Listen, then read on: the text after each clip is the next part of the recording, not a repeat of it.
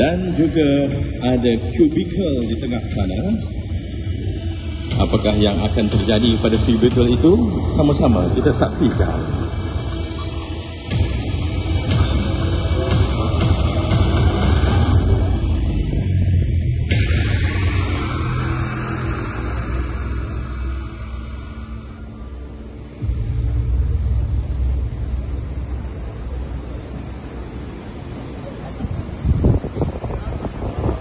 Dan itu dia telah buka kubikelnya.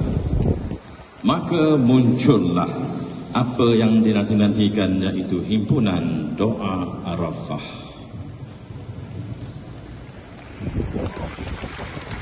Itu dia buku doa Arafah yang telah disampaikan oleh Esko Agama kepada Yang Berhormat Menteri Besar. Satu seorang dapat. Izinkan saya membaca sedikit berkenaan dengan himpunan doa Arafah ini.